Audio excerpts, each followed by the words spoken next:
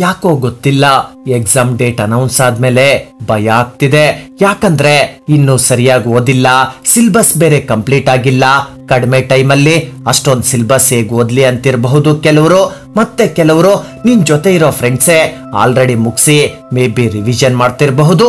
ಯಾವ್ದಾದ್ರು ಟೆಕ್ನಿಕ್ ಇದೆಯಾ, ಟ್ರಿಕ್ಸ್ ಇದೆಯಾ, ಕಡಿಮೆ ಟೈಮಲ್ಲಿ ಫುಲ್ ಸಿಲೆಬಸ್ ಕವರ್ ಮಾಡೋಕ್ಕಾಗುತ್ತಾ ಅನ್ನೋ ಪ್ರಶ್ನೆಗೆ ಉತ್ತರನೇ ಈ ವಿಡಿಯೋ.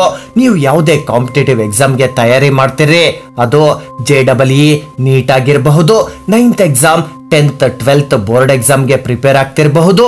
ಮೇ ಬಿ ನಿಮ್ ಎಕ್ಸಾಮ್ಗೆ 15 ದಿನ, 20 ದಿನ, 30 ದಿನ, 2 ತಿಂಗಳೇ ಇರಬಹುದು, ಸಿಲೆಬಸ್ ಕಂಪ್ಲೀಟ್ ಆಗದಿರೇ ಇರಬಹುದು. ಈ ರೀತಿ ಆದಾಗ ಎಕ್ಸಾಮ್ನ ಭಯ ಖಂಡಿತ ಆಗೋದು ಕಾಮನ್. ಕೆಲವು ರಿಲೇಟಿವ್ಸ್ ಫ್ರೆಂಡ್ಸ್ ಇರ್ತಾರೆ, ಬೋರ್ಡ್ ಎಕ್ಸಾಮ್ ಈ ಸತಿ ನೀನ್ ಇಷ್ಟೊತ್ತಿಗೆ ಸಿಲೆಬಸ್ ಕಂಪ್ಲೀಟ್ ಆಗಿರ್ಬೇಕಲ್ವಾ, ಅವ್ರ ಮಗ ಲಾಸ್ಟ್ ಇಯರ್ 95% ತೆಗ್ದಿದ್ದ. ಈ ರೀತಿ ತುಂಬಾ ಜನ ಬಂದು ನಿಮ್ಗೂ ಹೇಳ್ಬಹುದು. ಕೆಲ ಸ್ಟೂಡೆಂಟ್ಸ್ ಇರ್ತಾರೆ, ಅವ್ರಿವ್ರು ಹೇಳೋ ಮಾತನ್ನ ಕೇಳಿ ಡಿಮೋಟಿವೇಟ್ ಆಗ್ತಿರ್ತಾರೆ, ತಮ್ಮ ಪ್ರಿಪರೇಷನ್ ಅಲ್ಲಿ ಫೇಲ್ ಆಗ್ತಾರೆ. ಮತ್ತೆ ಕೆಲವರು ಇರ್ತಾರೆ, ಜನರ ಮಾತನ್ನ ಇಗ್ನೋರ್ ಮಾಡ್ತಾರೆ. ಯಾವತ್ತು ನನ್ನ ರಿಸಲ್ಟ್ ಬರುತ್ತೋ ಆವತ್ತು ಇವರೆಲ್ಲರ ಪ್ರಶ್ನೆಗೆ ಉತ್ತರ ಕೊಡ್ತೀನಿ ಅಂತ. ಮೊದಲು ನನ್ನ ಕೈಯಲ್ಲಿ ಆಗಲ್ಲ, ಏನಾಗುತ್ತೋ ಅನ್ನೋ ಭಯವನ್ನ ಮೊದಲು ನಿನ್ನ ಮೈಂಡಿಂದ, ಮನಸ್ಸಿಂದ ಕಿತ್ತಾಕೋ. ಮೊದಲು ನಿನ್ ಮೈಂಡ್ ಅಲ್ಲಿ ಒಂದನ್ನ ಫಿಕ್ಸ್ ಆಗೋ, yes I trust myself. Syllabus cover ಮಾಡೋಕಿರೋ 5 ಬೆಸ್ಟ್ ಟಿಪ್ಸ್ ನ ನೋಡೋದಾದ್ರೆ, ಮೊದಲನೇದು number 1, study less, study effectively. ನೀವೊಂದು ಬೆಟ್ಟ ಹತ್ಬೇಕು ಅನ್ಕೊಳ್ಳಿ, ಹತ್ಬೇಕಾದ್ರೆ 20 kg ಲಗೇಜ್ ತಗ್ಲಾಕೊಂಡು ಹತ್ಬೇಕು ಅಂದ್ರೆ ನೋಡಿದ ತಕ್ಷಣನೇ ನಮ್ಗೆ ಅನ್ಸೋದು ಇದ್ ನಮ್ ಕೈಯಲ್ಲಿ ಆಗಲ್ಲ ಅಂತ. ಅದೇ 20 kg ಲಗೇಜ್ ಅಲ್ಲಿ ಬೇಡ್ದಿರ ಇರೋ 10-12 kg ಬಿಟ್ಟು ಬೇಕಿರೋ 8 kg ಮಾತ್ರ ತಗೊಂಡ್ ಹತ್ತಿ ಅಂದ್ರೆ ಖಂಡಿತ ನಾವು ಮಾಡ್ತೀವಿ. ಇದನ್ನೇ ಓದೋಕು ಅಪ್ಲೈ ಮಾಡೋದು. ಕಡಿಮೆ ಟೈಮ್ ಇದೆ, ಎಲ್ಲ ಚಾಪ್ಟರ್ಸ್ ಓದೋಕಾಗಲ್ಲ. ನೀವು ಯಾವ ಚಾಪ್ಟರ್ಸ್ ನ ಓದ್ಬೇಕಂದ್ರೆ, ಯಾವ ಚಾಪ್ಟರ್ಸ್ ತುಂಬಾ ಇಂಪಾರ್ಟೆಂಟ್ ಇದೆ, ಯಾವ ಚಾಪ್ಟರ್ಸ್ ನಿಂದ ಜಾಸ್ತಿ ಕ್ವಶನ್ಸ್ ಬರ್ತಿದ್ಯೋ ಆ ಚಾಪ್ಟರ್ಸ್ ನ ಓದಿ. ಒಂದು ರೂಲ್ ಇದೆ, 80-20 ರೂಲ್. 80-20 ರೂಲ್ ಏನ್ ಹೇಳುತ್ತಂದ್ರೆ 80% ಕ್ವಶನ್ಸ್ 20% ಸಿಲೆಬಸ್ ನಿಂದ ಬರುತ್ತೆ.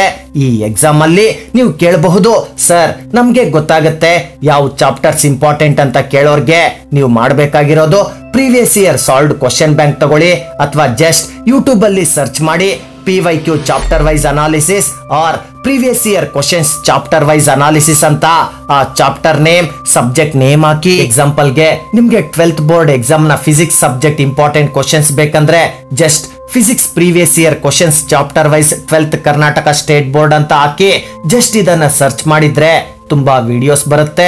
ಫಿಸಿಕ್ಸ್ ಅಲ್ಲಿ first chapter important, second chapter important, ಇದು ಇಂಪಾರ್ಟೆಂಟ್ ಅಂತ. ಎಕ್ಸಾಂಪಲ್ಗೆ ಫಿಸಿಕ್ಸ್ ಅಲ್ಲಿ 10 ಚಾಪ್ಟರ್ಸ್ ಇದ್ರೆ ಅದರಲ್ಲಿ 7 ಚಾಪ್ಟರ್ಸ್ ತುಂಬಾ ಇಂಪಾರ್ಟೆಂಟ್, ಈ 3 ಚಾಪ್ಟರ್ಸ್ ಇಂಪಾರ್ಟೆಂಟ್ ಅಲ್ಲ ಅಂತ. ಮೊದಲು ಆ 7 ಇಂಪಾರ್ಟೆಂಟ್ ಚಾಪ್ಟರ್ಸ್ ನ ಮುಗಿಸಿ, ಆ ನಂತರ ಟೈಮ್ ಇದ್ರೆ ಮಿಕ್ಕ 3 ಚಾಪ್ಟರ್ಸ್ ನ ಓದು. ಎಲ್ಲ ಓದ್ತೀನಿ ಅಂತ ಈ ಸ್ಟೇಜ್ ಅಲ್ಲಿ ಹೋದ್ರೆ ಏನೂ ಆಗಲ್ಲ.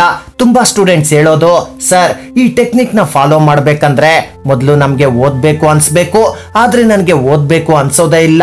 ಓದಿದ್ರು ಓದಿನ ಕಡೆ ಫೋಕಸ್ ಮಾಡೋಕೆ ಕಾನ್ಸಂಟ್ರೇಟ್ ಮಾಡೋಕಾಗ್ತಿಲ್ಲ ಅನ್ನೋ ಸ್ಟೂಡೆಂಟ್ಸೇ ಜಾಸ್ತಿ. ಅಂತವ್ರಿಗೆ ನಂಬರ್ 2, ಡೆಡ್ಲೈನ್ ಸ್ಟ್ರಾಟಜಿ. ಡೆಡ್ಲೈನ್ ಹಾಕೋಕೆ ಸ್ಟಾರ್ಟ್ ಮಾಡು.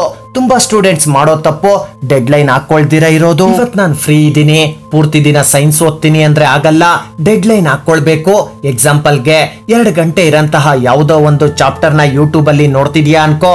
ಕರೆಕ್ಟ್ ಆಗಿ ಆ 2 ಗಂಟೆ ವಿಡಿಯೋನ ನೋಡೋಕೆ ನಿನ್ಗೆ ಎಷ್ಟು ಟೈಮ್ ತಗೊಳ್ತೀಯ ಅಂತ ನೋಡಿದ್ರೆ 3 ಗಂಟೆ ತಗೊಳ್ತೀರಾ.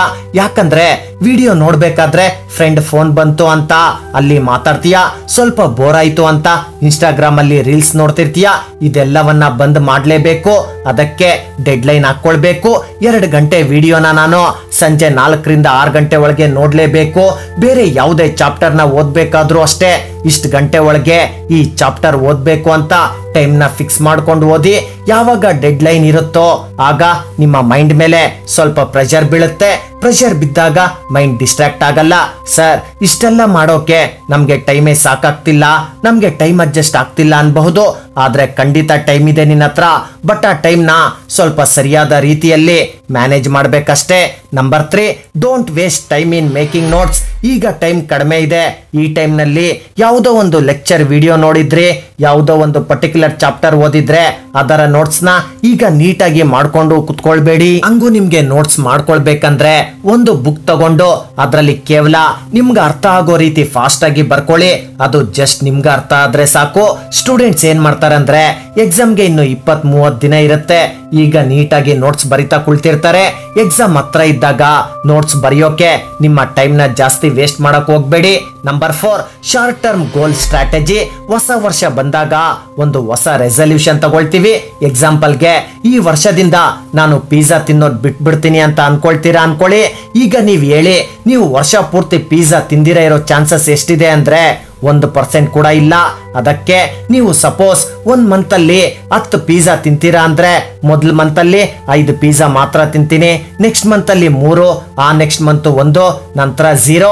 ಈ ರೀತಿ ಮಾಡಿದ್ರೆ 100% ಪಿಜ್ಜಾ ತಿನ್ನೋದನ್ನ ಬಿಡಬಹುದು. ಸೇಮ್ ಇದನ್ನೇ ಓದೋದಕ್ಕೂ ಅಪ್ಲೈ ಮಾಡಿ. ಡೈರೆಕ್ಟ್ ಆಗಿ ಈಗ ನನಗೆ ಓದೋ ಮೋಟಿವೇಶನ್ ಈಗ ಬಂದಿದೆ ಅಂತ 10 ಗಂಟೆ ಕಂಟಿನ್ಯೂಸ್ ಆಗಿ ಓದ್ತೀನಿ ಅಂದ್ರೆ ಅದು ಖಂಡಿತ ಅಸಾಧ್ಯ. ಇವತ್ತು 4 ಗಂಟೆ ಓದ್ತೀನಿ, ಇವತ್ತು 4 ಗಂಟೆ ಸಕ್ಸಸ್ಫುಲ್ ಆಗಿ ಓದಿದ್ರೆ ಸೊ ನಾಳೆ ಈ 4 ಗಂಟೆಗೆ ಬದಲಾಗಿ 1 ಗಂಟೆ ಎಕ್ಸ್ಟ್ರಾ 5 ಗಂಟೆ ಓದ್ತೀನಿ. ಅದೇ ರೀತಿ ಇನ್ಕ್ರೀಸ್ ಮಾಡ್ಕೊಂಡೋಗು. ಲಾಸ್ಟ್ ನೀನ್ ಅಂದ್ಕೊಂಡ 10 ಗಂಟೆ ದಿನಕ್ಕೆ ಖಂಡಿತ ಓದ್ತೀಯಾ. 10 ಗಂಟೆ ಓದ್ಬೇಕು ಅನ್ನೋ ನಿನ್ನ ಗೋಲ್ಗೆ ಶಾರ್ಟ್ ಟರ್ಮ್ ಗೋಲ್ ತುಂಬಾ ಇಂಪಾರ್ಟೆಂಟ್. ಈ ಪ್ರೊಸೆಸ್ಗೆ ಟೈಮ್ ಬೇಕು.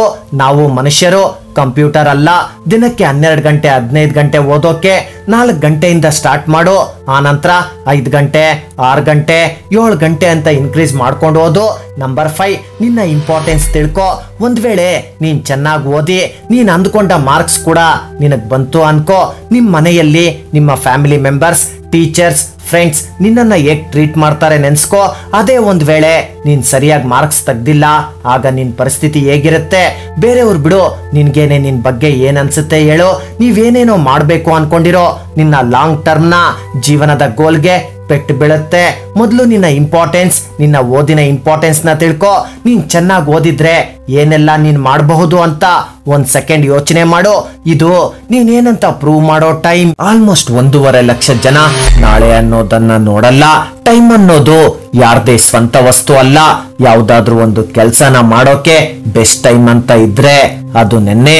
ಅದೇ ಕೆಲ್ಸವನ್ನ ಮಾಡೋಕಿರೋ ಸೆಕೆಂಡ್ ಬೆಸ್ಟ್ ಟೈಮ್ ಅಂದ್ರೆ ಅದು ಇವತ್ತು, ಈ ಮೊಮೆಂಟ್. ಟೈಮ್ ರಾತ್ರಿ ತನ್ನ ಖಾತೆಯನ್ನ 12 ಗಂಟೆಗೆ ಸ್ಟಾರ್ಟ್ ಮಾಡಿದ್ರೆ ಮತ್ತೆ ಅದೇ ಟೈಮ್ ರಾತ್ರಿ 00 ಅವರ್ಸ್ಗೆ ರೀಸೆಟ್ ಆಗುತ್ತೆ. ಈ ಟೈಮ್ ನ ಖಾತೆಯ ಬಗ್ಗೆ ಅರ್ಥ ಮಾಡ್ಕೊಳ್ಳಿ. ಇದರಲ್ಲಿ ಡೆಪಾಸಿಟ್ ಮಾಡೋಕೆ ಆಗಲ್ಲ ಅಂಡ್ ಲೋನ್ ತಗೊಳ್ಳೋಕು ಆಗಲ್ಲ. ನಿಮ್ಗೆ ಒಂದಿನ ಏನ್ ಟೈಮ್ ಸಿಗುತ್ತೋ ಆ ಟೈಮ್ ನ ವೇಸ್ಟ್ ಮಾಡಿ ತಿರ್ಗಾಡಿ ತಿಂದು ಮಲ್ಕೊಳ್ಳಿ. ನಿಮ್ಗೆ ಇಷ್ಟ ಬಂದಂಗ್ ಮಾಡ್ಕೊಳ್ಳಿ, ಅದು ನಿಮ್ಮಿಷ್ಟ. ಈ ಮೀಟರ್ ಮತ್ತೆ ರಾತ್ರಿ 00 ಅವರ್ಸ್ಗೆ ರೀಸೆಟ್ ಆಗುತ್ತೆ. ಈ ಟೈಮ್ ಎಂತದಂದ್ರೆ ಇದು ಯಾರನ್ನೇ ಆದ್ರೂ ತನ್ಗಿಂತ ಮುಂದೆ ಹೋಗೋಕೆ ಬಿಡಲ್ಲ. ಹಾಗಂತ ಯಾರನ್ನೂ ಸಹ ಹಿಂದೆ ಬಿಟ್ಟು ಹೋಗಲ್ಲ.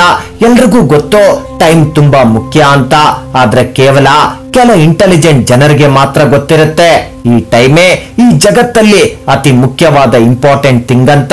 ಟೈಮ್ ನ ಸೇವ್ ಮಾಡಿ ಅಂತ ಎಲ್ರು ಹೇಳ್ತಾರೆ, ಆದ್ರೆ ಟೈಮ್ ಪಾಕೆಟ್ ಅಲ್ಲಿ ಇಟ್ಕೊಳ್ಳೋ ವಸ್ತು ಅಲ್ಲ. ಟೈಮ್ ನ ನಾವು ಕೆಲಸ ಮಾಡೋಕೆ ಉಪಯೋಗಿಸ್ಬೇಕೆ ಹೊರತು ಅದನ್ನ ಯಾರು ಸೇವ್ ಮಾಡೋಕಾಗಲ್ಲ. ನಿಮ್ಮ ಅಕೌಂಟ್ಗೆ ಯಾರಾದ್ರೂ 10,000 ದುಡ್ಡು ಹಾಕಿ ಇದನ್ನ ಇವತ್ತೇ ಖರ್ಚು ಮಾಡ್ಬೇಕು, ನಾಳೆ ಬೆಳಗ್ಗೆ ಅಷ್ಟೊತ್ತಿಗೆ ನಿಮ್ಮ ಅಕೌಂಟ್ ಅಲ್ಲಿ ದುಡ್ಡಿರಲ್ಲ ಇದು ಅಂದ್ರೆ ಏನ್ ಮಾಡ್ತೀರಾ? ತಕ್ಷಣ ನೀವದನ್ನ ಖರ್ಚು ಮಾಡೇ ಮಾಡ್ತೀರಾ. ಸೇಮ್ ಇದೇ ರೀತಿ ಆಲೋಚನೆ ಟೈಮ್ ಬಗ್ಗೆ ಯಾಕಿಲ್ಲ? ನಿಮ್ಗೆ ಗೊತ್ತಿರೋ ಪ್ರಕಾರ ನನ್ನ ಹತ್ರ ದುಡ್ಡಿಲ್ಲ ಅಂತ ಹೇಳೋರ್ನ ನೋಡಿರ್ತೀವಿ, ಆದ್ರೆ ದೊಡ್ಡ ದೊಡ್ಡ ಬಿಸ್ನೆಸ್ ಮ್ಯಾನ್ಗಳು ನನ್ನ ಹತ್ರ ಟೈಮ್ ಇಲ್ಲ ಅಂತಿರ್ತಾರೆ. ಅವ್ರಿಗೆ ಟೈಮೇ ಇಂಪಾರ್ಟೆಂಟ್. ನೀವು ಟೈಮ್ ಜೊತೆ ಓಡ್ತಿರ್ರಿ, ಅದ್ ಬಿಟ್ಟು ಕುತ್ಕೊಂಡು ಟೈಮ್ ವೇಸ್ಟ್ ಮಾಡ್ತಿದ್ರೆ ಅದ್ರ ಬಗ್ಗೆ ಖಂಡಿತವಾಗಿ ಫ್ಯೂಚರ್ ಅಲ್ಲಿ ರಿಗ್ರೆಟ್ ಪಡ್ತೀರಾ. ನೀವೇನಾದ್ರೂ ಮಾಡಿ, ಆದ್ರೆ ಟೈಮ್ ಒಂದು ಡಿಫ್ರೆಂಟ್ ಡೈಮೆನ್ಷನ್ ಅಲ್ಲಿ ಇರುತ್ತೆ. ಅದು ನಿಮ್ಗೋಸ್ಕರ ಯಾವತ್ತೂ ಕಾಯಲ್ಲ. ನಿಮ್ಮಲ್ಲಿ ಯಾರು ಟೈಮ್ ಗಿಂತ ಇಂಪಾರ್ಟೆಂಟ್ ಯಾವುದು ಇಲ್ಲ ಅಂತ ಅರ್ಥ ಮಾಡ್ಕೊಳ್ತಾರೋ ಅವರು ಅವರ ಫೀಲ್ಡ್ ಅಲ್ಲಿ ಹೆಚ್ಚು ಸಕ್ಸಸ್ಫುಲ್ ಆಗ್ತಾರೆ. ನೆಕ್ಸ್ಟ್ ಟೈಮ್ ನೀವು ಟೈಮ್ ಅನ್ನೋ ವರ್ಡ್ ನ ಯೂಸ್ ಮಾಡ್ಬೇಕಾದ್ರೆ ಅಸ್ಲಿಗೆ ಟೈಮ್ ಅಂದ್ರೆ ಏನು ಅಂತ ಆಲೋಚನೆ ಮಾಡಿ. ಥಿಯರಿ ಆಫ್ ರಿಲೇಟಿವಿಟಿ ತರ ನೀವು ಒಳ್ಳೆ ಟೈಮ್ ಬರುತ್ತೆ ಅಂತ ವೇಟ್ ಮಾಡ್ತಿದ್ರೆ ಆ ಟೈಮ್ ಸ್ಲೋ ಆಗೋಗುತ್ತೆ. ಟೈಮ್ ಜಲ್ದಿ ಆಗೋಗುತ್ತೆ ಅಂತ ಭಯ ಪಟ್ರೆ ಟೈಮ್ ಇನ್ನು ಫಾಸ್ಟ್ ಆಗಿ ಹೋಗ್ಬಿಡುತ್ತೆ. ಆದ್ರೆ ಈ ಎರಡು ಬಿಟ್ಟು ಯಾರು ತಮ್ಮ ಗೋಲ್ಸ್ ನಲ್ಲಿ ಬ್ಯುಸಿ ಇರ್ತಾರೋ ಅವರನ್ನ ಆ ಟೈಮೇ ಮುಂದಕ್ಕೆ ಕರ್ಕೊಂಡೋಗುತ್ತೆ. ಅವ್ರು ಸತ್ ಮೇಲೂ ಕೂಡ ಅವರನ್ನ ಭೂಮಿ ಮೇಲೆ ಜೀವಿಸೋ ಹಾಗೆ ಮಾಡುತ್ತೆ. ಈ ಜೀವಿತ ಅನ್ನೋ ಪ್ರಯಾಣದಲ್ಲಿ ನಿರಾಸೆ ಅಳೋದು ಓಕೆ, ಆದ್ರೆ ಯಾವುದೇ ಕೆಲಸ ಮಾಡದೆ ಒಂದೇ ಪಾಯಿಂಟ್ ಅಲ್ಲಿ ನಿಂತು ಬಿಡೋದು ನಾಟ್ ಅಲೌಡ್. ನೀವು ಅಳ್ತಿದ್ರು ಸರಿ, ಆದ್ರೆ ನಿಂತು ಬಿಡಬೇಡಿ. ನಿಮ್ಮ ಬ್ರೈನ್ ಅಲ್ಲಿ ಏನಿದೆಯೋ ಅದೆಲ್ಲವನ್ನ ಮಾಡಿ. ಓದೋದು ಮುಖ್ಯ ಅಂದ್ರೆ ಓದ್ಬಿಡಿ, ಯಾಕಂದ್ರೆ ಟೈಮ್ ಟ್ರಾವೆಲ್ ಆಗ್ತಾನೆ ಇರುತ್ತೆ. ನಿನ್ನ ಕನಸನ್ನ ನೆರವೇರಿಸಿಕೊಳ್ಳೋಕೆ ಇದೇ ಸರಿಯಾದ ಟೈಮ್, ಇದೇ right age. You will never be at this age again. Do what makes you happy. ಮತ್ತೆ ಈ ಏಜ್ ನಿಮ್ಗೆ ವಾಪಸ್ ಬರಲ್ಲ ಅಲ್ವಾ? ಏನ್ ಮಾಡಿದ್ರೆ ನೀನ್ ಖುಷಿಯಾಗಿರ್ತೀಯಾ, ನಿನ್ನ ಫ್ಯೂಚರ್ ಚೆನ್ನಾಗಿರುತ್ತೆ ಅನ್ಸುತ್ತೋ ಆ ಕೆಲ್ಸಕ್ಕೆ ನಿಮ್ಮ ಟೈಮ್ ನ ಯೂಸ್ ಮಾಡಿ. ತುಂಬಾ ಸ್ಟೂಡೆಂಟ್ಸ್ ನನ್ಗೆ ಈ ಟಾಪಿಕ್ ಕಷ್ಟ, ಈ ಸಬ್ಜೆಕ್ಟ್ ಕಷ್ಟ ಅಂದ್ಕೊಂಡೆ ಎಷ್ಟೋ ದಿನ, ವಾರ, ತಿಂಗಳು ಸುಮ್ನೆ ಕಳೆದ್ ಬಿಡ್ತಾರೆ. ಒಂದ್ ವೇಳೆ ನಿಮ್ಗೇನಾದ್ರೂ ಪ್ರಾಬ್ಲಮ್ ಇದ್ರೆ ಆ ಪ್ರಾಬ್ಲಮ್ಗೆ ಸೊಲ್ಯೂಷನ್ ಹುಡುಕಿ. ಇಂಗ್ಲಿಷ್ ಬರಲ್ಲ ಅಂದ್ರೆ ಅದನ್ನ ಕಲಿಯೋಕೆ ಸರಿಯಾದ ಪದ್ಧತಿ ಏನು ಅಂತ ತಿಳ್ಕೊಳ್ಳಿ. ಡಿಫಿಕಲ್ಟ್ ಸಬ್ಜೆಕ್ಟ್ ನ ಈಸಿ ಮಾಡೋದಕ್ಕೆ ನಿನ್ನ ಟೈಮ್ ನ ಸ್ಪೆಂಡ್ ಮಾಡು. ಈ ಏಜ್, ಈ ಟೈಮ್ ಮತ್ತೆ ಬರಲ್ಲ ಅನ್ನೋದನ್ನ ಯಾವತ್ತೂ ಮರಿಬೇಡ.